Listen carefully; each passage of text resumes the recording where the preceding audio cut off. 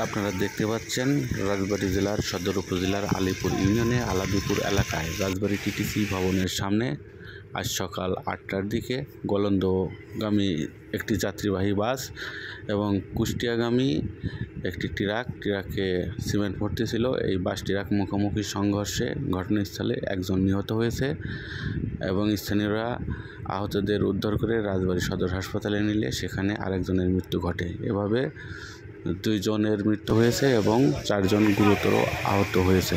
রাজবাড়ী সদর হাসপাতালের সূত্রে জানা গেছে একজনকে ফরিদপুর মেডিকেল কলেজ হাসপাতালে নিয়ে গেছে, তার অবস্থা আশঙ্কাজনক, তারও মৃত্যু হতে পারে।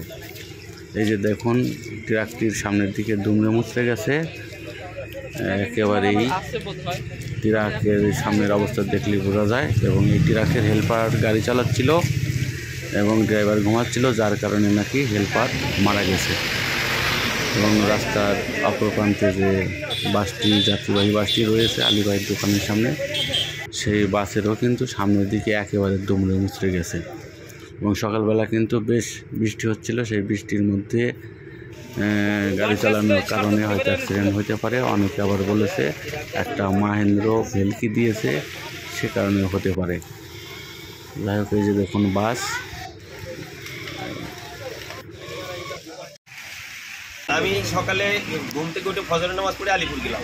ওখান থেকে আসার পরে খাইতে বসলাম, খাওয়া দাওয়া করলাম। খাওয়া দাওয়া করে ওষুধ খাইতে যাবো, সেই সময় একটা বিকট আওয়াজের পরে বেরোয় আসলাম। এসে দেখি এই গাড়ি রাস্তার পাশে পড়ে রয়েছে, ওই পাশে একটা সিমেন্ট লোড করা ট্রাক পড়ে আছে, আর রাস্তায় একটা স্পটেড। আর যারা অসুস্থ ছিল এদেরকে নিয়ে আমরা হাসপাতালে ভর্তি করলাম। আপনি নিয়ে গেছিলেন? জি। কয়জনের? আমরা হাসপাতালে 4 জনকে নিয়ে গেছিলাম, একজন স্পটেড আর 3 জন অসুস্থ। আমার নাম মোহাম্মদ আলী। আর যে স্পটেড সেটা কোন গাড়ি সেটা আমি জানি না, আমি রাস্তা থেকে তুলে নিয়ে গেছি। হাসপাতালে যখন নিয়ে যান আপনার সাথে আর কে কে ছিল? আমাদের সাথে আমাদের ভাই বেস্তারা ছিল, নাতিরা ছিল, আমার একটা নাতি ছিল, আমার একটা ভাইনা ছিল, শাওন আর হলো সাকিব। আশপাশে। হ্যাঁ।